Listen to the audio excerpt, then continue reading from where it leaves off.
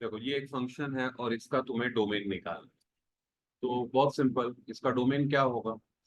इसका डोमेन होगा set of all values of x. इसका डोमेन होगा set of all values of x such that the denominator of this function is not zero. Okay, तो क्या करना पड़ेगा? x minus two जो है वो जीरो नहीं होना चाहिए, ठीक है ना? तो x जो है वो टू नहीं होना चाहिए, तो डोमेन क्या होगा? डोमेन हो गया x belongs to r minus two. देख रहे हो, ये इसका डोमेन हो। इसका डोमेन क्या हो गया? x belongs to r minus two. तो ऐसे भी लिख सकते हो, या तुम लिख सकते हो negative infinity to two, okay, union two two positive infinity, ऐसे भी लिख सकते हो। मतलब टू नहीं होना चाहिए इसके डोमेन। ओके, इसके डोमेन में टू नहीं होना चाहिए, बस यही है इसका domain. Set of all real values of x minus to. What is domain of this function? Domain of this function is set of all real values of x. इसमें से टू निकाल देना है, एक नंबर निकालना है, बस याद रखना। ओके, सिर्फ एक नंबर निकालना है, याद रखना। आगे देखो, अभी इस फंक्शन का रेंज निकालना। ओके, तो रेंज कैसे निकलेगा वो देखो। रेंज निकालने के लिए इसका एक तरीका होता है, और वो तरीका मैं आपको बता रहा हूँ, ध्यान से देखना। वो तरीका ऐसा है कि आपको आपको क्या करना है, g ऑफ x को y से रिप्लेस करना है। ये जो है इसको y लिख देना है। तो देखो y equal to x plus four upon x minus two मिल गया, ठीक है ना? अच्छा, अब क्या हो रहा है? देखो, तुम्हें मालूम है कि इसका जो डोमेन है वो क्या है? वो है set of all real values of x except two. मतलब तुम्हें मालूम है कि जो डोमेन है वो सारे एक्स होंगे सिर्फ टू को छोड़कर। टू बाहर होगा, टू नहीं होगा इसके अंदर। ओके, क्यों? क्योंकि r माइनस टू है, r माइनस टू है, तो टू जो होगा वो बाहर होगा। ठीक है, डोमेन में टू नहीं है। अब देखो, ये जब सारे x इसके अंदर जाएंगे, इसके अंदर बोलो या इसके अंदर बोलो, एक ही बात है। जब ये सब x का वैल्यू तुम फंक्शन में डालोगे,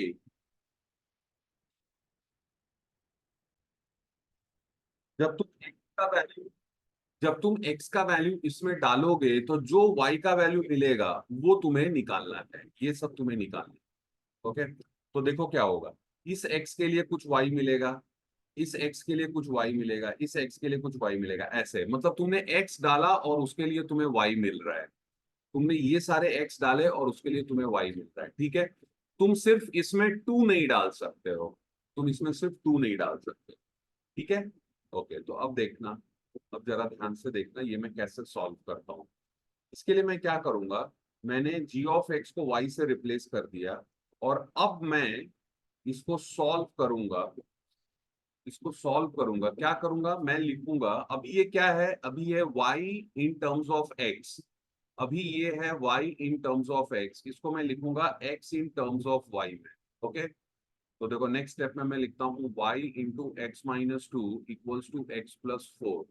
सो y x minus two y equals to x plus four. Okay, तो अभी ये यहाँ पे ले लो, तो y x minus x equals to two y plus four. Okay, therefore x common ले लो तो तुम्हें मिलेगा y minus one equals to two y plus four. तो x क्या हो गया? x हो गया two y plus four upon y minus one. देख रहे हो? देखो क्या मिल गया तुम्हें। तुम्हें देखो, तुमने यहां से स्टार्ट किया, प्लीज अंडरस्टैंड। इसमें ध्यान से सुनो, बहुत ध्यान से सुनना पड़ेगा, बहुत ध्यान से सुनना पड़ेगा। इसमें और इसमें कोई फर्क नहीं है, दोनों एक ही है। सिर्फ लिखने का अंदाज बदल गया है, सिर्फ लिखने का अंदाज बदल गया है। यहां पे तुम क्या बोलते थे, याद करो। तुम यहाँ पे बोलते थे कि जो एक्स का वैल्यू डालने पे जो वाई मिलेगा वो मेरा रेंज होगा। तो डेफिनेटली यहाँ पर वाई जो है वो तुम्हारा रेंज है। डेफिनेटली वाई जो है वो तुम्हारा यहाँ पे भी रेंज है।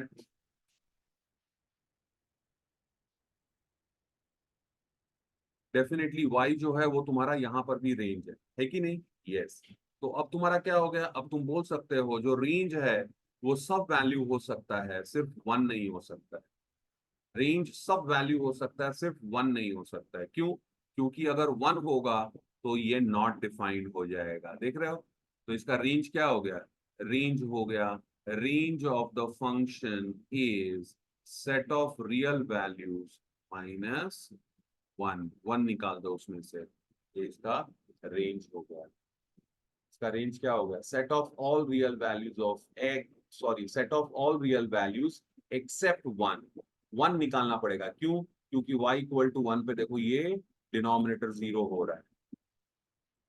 फिर से बोलता हूं, यहां से तुम क्या बोल रहे थे? तुम बोल रहे थे कि जो सेट ऑफ y वैल्यूज है वही रेंज है, तुम ऐसा बोल रहे थे। तुम क्या बोल रहे थे? तुम बोल रहे थे कि जो सेट ऑफ y वैल्यूज है यहाँ पे जो x डालने पे तुम्हें y मिलेगा वही रेंज है। यस। अभी ये वाला इक्वेशन और ये वाला इक्वेशन दोनों एक ही इक्वेशन है। यस। तो इसका मतलब यहाँ पर भी जो y है वो रेंज है। यस। और तुम यहाँ पे क्या देख रहे हो? यहाँ पे तुम देख रहे हो कि y जो है वो वन नहीं हो सकता, बाकी कुछ भी हो सकता है। तो y वन नहीं होना चाहिए। तो y क्या हो सकता है? तो y हो सकता है set of all real values of x, set of all real values minus one.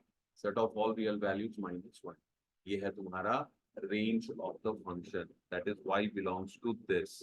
Okay, I hope ये समझ में आ गया होगा। कॉपी कर लो। देखो अब ये जो फंक्शन है इसका अपने को डोमेन निकालना है, ठीक है ना? तो देखो रूट ए अपॉन ए होगा, तो अपने को सबको मालूम है नेक्स्ट स्टेप में इसको हम लोग क्या लिखेंगे? वन अपॉन रूट ए, क्योंकि ए रूट ए इंटू रूट ए, ये हो गया तुम्हारा वन अपॉन रूट ए, बराबर है? तो ये है तुम्हारा एच ऑफ एक्स क्या है? Root of x plus five upon five plus x. तो ये हो जाएगा तुम्हारा H of x is equal to one upon root of x plus five. ठीक है? अब देखो, ये जो फंक्शन तुम्हारे पास में है ये स्क्वायर रूट के अंदर है और वो स्क्वायर रूट डिनोमिनेटर में। तो सबसे पहले x का वैल्यू माइनस फाइव नहीं हो सकता है। क्यों? क्योंकि अगर x माइनस फाइव हो गया तो स्क्वायर रूट ऑफ जीरो हो जाएगा।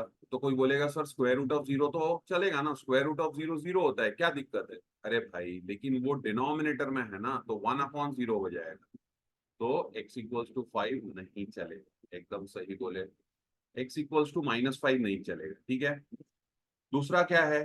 देखो स्क्वायर रूट के अंदर है तो स्क्वायर रूट के अंदर जो है वो x प्लस फाइव जो है वो x प्लस फाइव, देखो स्क्वायर रूट के अंदर है तो x plus five greater than और इक्वल टू जीरो होना चाहिए था, लेकिन अब जीरो भी नहीं हो सकता है। x प्लस फाइव जीरो भी नहीं हो सकता है, तो सिर्फ x plus five greater than zero होना चाहिए। तो x क्या होना चाहिए? ग्रेटर देन माइनस फाइव होना चाहिए। x का वैल्यू माइनस फाइव से बड़ा होना चाहिए। तो इसका मतलब इसका डोमेन क्या हो गया? इसका डोमेन ऑफ एच हो गया माइनस फाइव से बड़ा, मतलब open interval minus five to infinity. ये हो गया तुम्हारा डोमेन। जल्दी से लिख लो। देखो अभी इसका हम लोग रेंज निकालेंगे। रेंज मतलब जब इस फंक्शन को तुम प्लॉट करोगे, तो देखो ये फंक्शन जब तुम प्लॉट करोगे, कौन सा फंक्शन? ये वाला फंक्शन।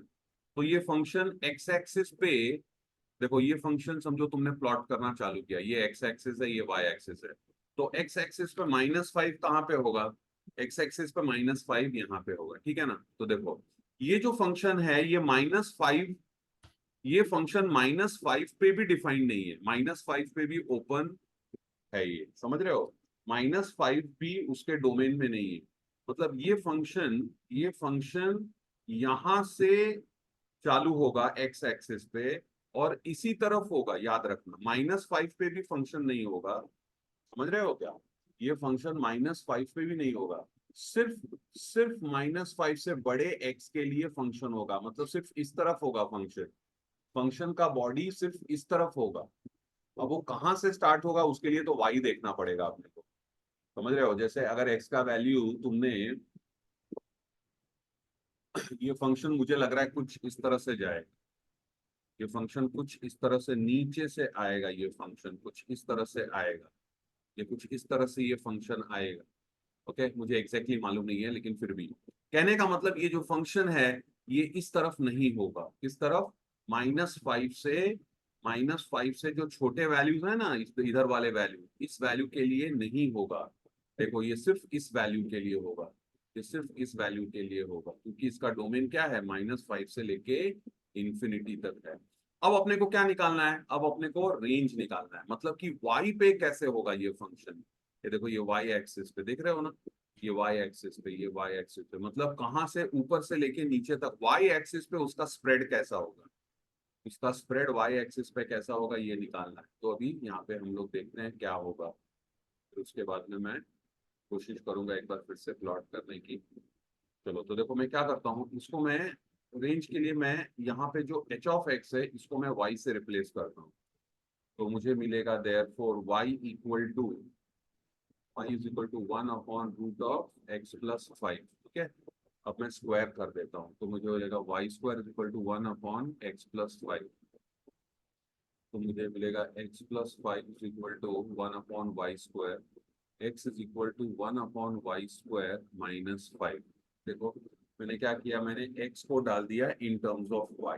ठीक है, अब देखो इसमें, ध्यान से देखो, इसमें और इस इक्वेशन में सिर्फ एक ही फर्क है कि तुमने स्क्वायर कर दिया है, बस। बाकी कुछ भी फर्क नहीं, सिर्फ एक ही फर्क है कि तुमने स्क्वायर कर दिया है। तुमने यहाँ पे क्या कर दिया है, स्क्वायर कर दिया, यहाँ पे तुमने स्क्वायर कर दिया है, बस यही फर्क है। तो स्क्वायर कर दिया है तो तुम्हें उतना ध्यान देना पड़ेगा, बाकी तो दोनों इक्वेशन एक ही है। यस, तुम यहाँ पे क्या बोलते थे, तुम यहाँ पे बोलते थे कि जो x के लिए y होगा वो रेंज होगा, तो इसका मतलब यहाँ पर भी जो y है वो सब रेंज है, ये वाला जो y होगा वो रेंज का वैल्यू होगा। एकदम सही है। और मैं क्या देख रहा हूं यहाँ पे, मैं देख रहा हूं कि y 0 नहीं हो सकता, y 0 नहीं हो सकता। क्यों? क्योंकि अगर y 0 हो जाएगा तो ये नॉट डिफाइन हो जाएगा, और ये नॉट डिफाइन हो गया, इसका मतलब x नॉट डिफाइन हो गया। लेकिन x तो डिफाइन है ना, x तो डिफाइन है। तो x डिफाइन होने के लिए, x डिफाइन होने के लिए y को 0 नहीं होना पड़ेगा, y को 0 नहीं होना पड़ेगा। x डिफाइन होने के लिए y को 0 नहीं होना पड़ेगा, y नॉट इक्वल टू 0। ठीक है, तो y 0 नहीं है, इसका मतलब, इसका मतलब कोई बोलेगा range is y is set of all real -0, मतलब set of all real values में से 0 निकाल। ओके, ऐसा कोई बोलेगा। क्या बोलेगा? कोई बोलेगा कि range is this, range is this. इसका मतलब वो क्या बोलेगा, वो ये बोलेगा, वो बोलेगा कि जो रेंज है, मतलब जो वाई एक्सिस पे जो अपने को मिल रहा है, वो बोलेगा कि वाई एक्सिस पे जो अपने को फंक्शन मिल रहा है वो 0 छोड़ के सब जगह मिल रहा है। बराबर है ना, 0 छोड़ के सब जगह मिल रहा है, ऐसा बोलेगा। क्योंकि y क्या मिल रहा है, y मिल रहा है ऑल रियल -0, मतलब जो प्लॉट करेंगे तो y का वैल्यू 0 नहीं मिलेगा, बाकी सब मिलेगा। ओके, लेकिन वो बात सच नहीं है। क्यों नहीं है? क्योंकि देखो y नेगेटिव तो मिल ही नहीं सकता है। यहाँ पे देखो क्या हो रहा है, y जो है, y का वैल्यू क्या दिया है, 1/√x+5, तो माइनस मिलने का तो सवाल ही नहीं है।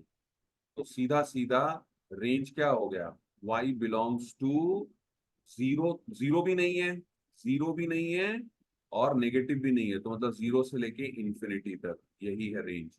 मतलब जो फंक्शन है y पे, देखो यहां से चालू हो रहा है, यहां से चालू हो रहा था ना -5 से, यस -5 से चालू हो रहा था, तो फंक्शन जो है वो यहीं से चालू हो रहा है, 0 नहीं है, 0 नहीं है। ओके, तो फंक्शन जो है ये -5 से चालू हो रहा है, ये से देख रहे हो, ऐसे चालू हो रहा है, यहाँ से चालू हो रहा है, और ये ऐसे जा रहा है, ऐसे देखो, इस तरह से कुछ फंक्शन है, 0 से लेके इंफिनिटी तक जाएगा, ये ऐसे जाएगा। देखो y 0 नहीं होगा, 0 से बड़ा सब नंबर होगा, देख रहे हो ना, y एक्सिस पे देखो हर एक नंबर होगा, हर एक नंबर होगा, 0 से लेके इंफिनिटी तक सब होगा। जीरो से लेके इंफिनिटी तक सब, सॉरी जीरो छोड़ के इंफिनिटी तक सब होगा, जीरो नहीं होगा और ये, और एक्स -5 से होगा। ये हो गया उसका रेंज। देखो ये रेंज, तो क्या करना पड़ा अपने को रेंज में करेक्शन करना पड़ा, रेंज में करेक्शन करना पड़ा। रेंज देखो यहां से देख के क्या पता चला, यहां से देख के पता चला जीरो छोड़ के सब हो सकता है, लेकिन जो क्वेश्चन दिया था, क्वेश्चन देख के अपने को करेक्शन करना पड़ा। तो एक्चुअल रेंज जो है वो ये होगा, रेंज ये होगा, ये एक्चुअल रेंज है। चलो लिख लो,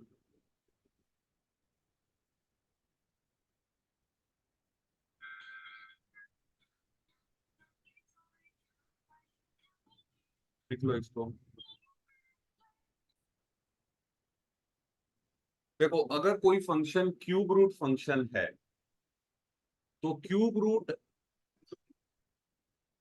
नेगेटिव नंबर का भी क्यूब रूट होता है। जैसे अगर मैं बोलूं -8 raise to cube root of -8, that is -8 raise to 1/3, तो वो क्या होगा, वो -2 होगा। तो मतलब क्यूब रूट के लिए अंदर नेगेटिव नंबर चलेगा। हाँ अगर ये स्क्वायर रूट होता, अगर रूट ऑफ x+1 होता, फोर्थ रूट ऑफ x+1 होता, तो अंदर रियल नंबर नहीं हो सकता है।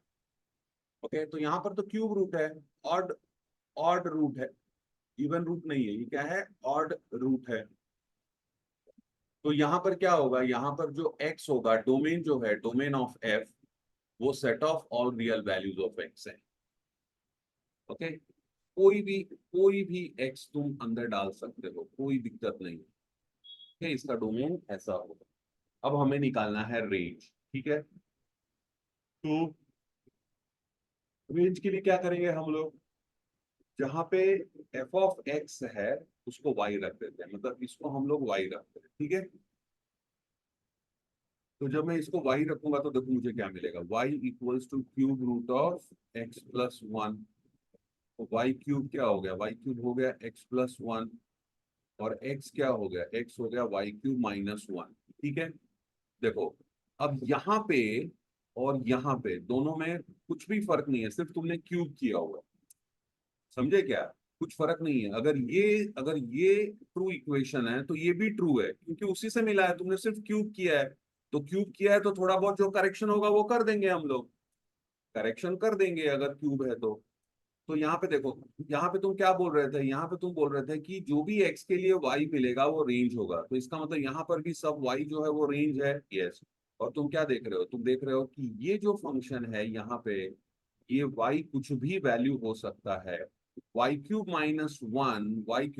1 is defined for all y, समझ रहे हो ना। तो यहाँ पर रेंज क्या होगा, रेंज जो है, range y belongs to set of all real numbers. range of f is also set of all real values। तो यहाँ पे डोमेन भी set of all real values और रेंज भी set of all real values, ये तुम्हें समझना पड़ेगा। You can copy this. यहाँ पे तुम क्या देख रहे हो, स्क्वायर रूट के अंदर एक एक्सप्रेशन इन एक्स है।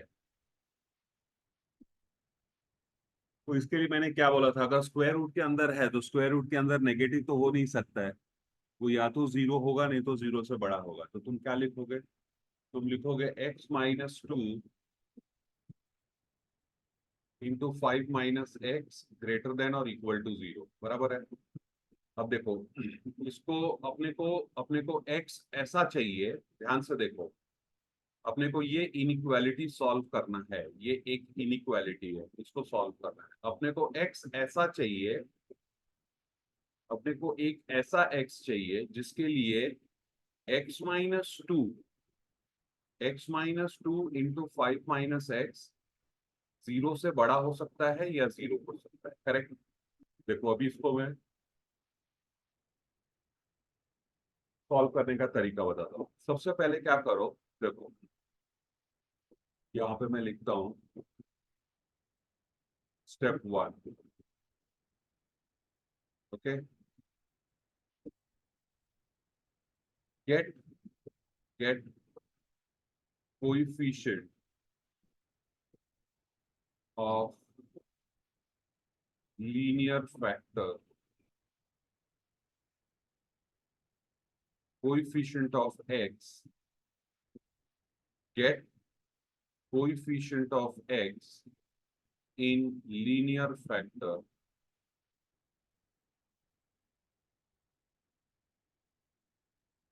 of positive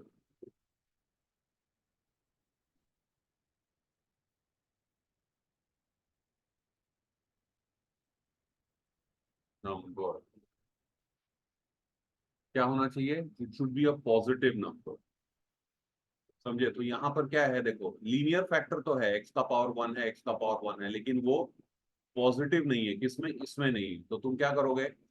तुम दोनों साइड माइनस से मल्टीप्लाई कर दो, तो क्या हो जाएगा? देखो, तो ये हो जाएगा x-2, x-5, ठीक है। और ये जो यहाँ पे -1 मल्टीप्लाई करोगे तो ये तो जीरो ही रहेगा, लेकिन ये जो ग्रेटर देन इक्वल टू था वो हो जाएगा लेसर देन इक्वल टू। क्यों? क्योंकि दोनों तरफ माइनस से मल्टीप्लाई किया ना, तो लेसर देन इक्वल टू हो जाएगा। ठीक है, वेरी गुड। उसके बाद में क्या करोगे? देखो स्टेप टू यहाँ पे आएगा। Step 2, plot the zeros on the number line। Plot the zeros on the number line। देखो, जीरोस का मतलब क्या? जीरोस का मतलब वो नंबर्स जिसके लिए ये इक्वल टू जीरो हो जाएगा। तो वो दो नंबर है, दो नंबर ऐसे हैं जिसके लिए इक्वल टू जीरो हो जाएगा, और वो दो नंबर कौन से हैं? 2 और 5। समझे ना? तो 2 और 5 अपने को यहाँ पर प्लॉट करना पड़ेगा। ठीक है, कहां से? 2 कहां से मिला? यहां से मिला। तो x=2 पे क्या हो जाएगा? 2 - 2, ये zero, zero into anything is zero, पूरा जीरो हो जाएगा। तो 2 जो है ये वन ऑफ द जीरो है, और x=5 जो है वो भी एक जीरो है। समझ रहे हो? तो हम लोग क्या करेंगे? 2 और 5 ले लेंगे। तो यहाँ पर 2 ले लेते हैं और यहाँ पर 5 ले लेते हैं। अब देखो, इक्वल टू जीरो है कि नहीं, पहले वो चेक करना पड़ेगा। तो इक्वल टू जीरो है, देख रहे हो यहाँ पर इक्वल टू जीरो है ना? इक्वल टू जीरो है और लेस देन जीरो है। तो इक्वल टू जीरो है, इसका मतलब ये जो दोनों नंबर है ये इंक्लूडेड है। याद रखना, 5 और 2 दोनों भी इंक्लूडेड रहेगा। क्यों? क्योंकि इक्वल टू जीरो। अब इतना होने के बाद में एक चीज याद रखना कि 5 जो है वो 2 के राइट में ही रहेगा, बराबर है ना? क्योंकि 5 बड़ा नंबर है। अब क्या करना है तुम्हें कि अब तुम्हें जो लास्ट, जो एकदम से एक्सट्रीम राइट में जीरो मिला है, जो नंबर मिला है, वहां पे तुम ऊपर की तरफ प्लस लिख दोगे, इस तरफ प्लस लिखोगे हमेशा। यस, यहाँ पे हमेशा प्लस लिखोगे। जैसे ही 5 क्रॉस करोगे तो यहाँ पे नेगेटिव लिख दोगे। यहाँ पे क्या लिखोगे? माइनस लिखोगे। यहाँ पे सब माइनस लिखोगे। ओके, और यहाँ पे वापस प्लस लिखोगे, यहाँ पे वापस प्लस लिखोगे। अब ये हो गया तुम्हारा तैयार सॉल्यूशन। देखो, यही तुम्हारा सॉल्यूशन हो गया। ये तुम्हारा सॉल्यूशन तैयार हो गया। देखो, ये तुम्हारा सॉल्यूशन तैयार हो गया।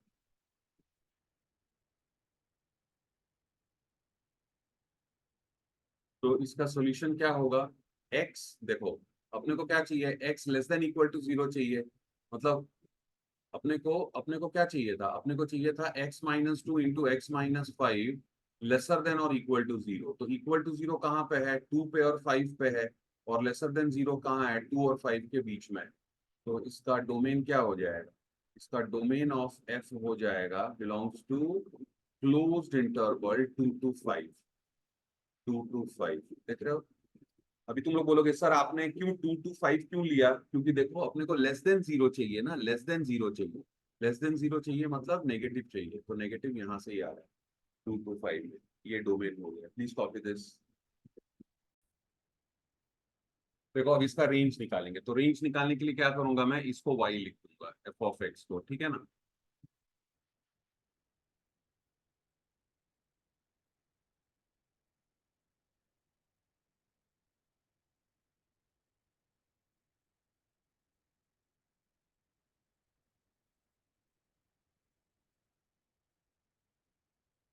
तो देखो, अगर मैंने इसको y लिख दिया तो क्या होगा? y=√ऑफ x-2 इंटू 5 - x। ठीक है, अब इसको स्क्वायर कर दो।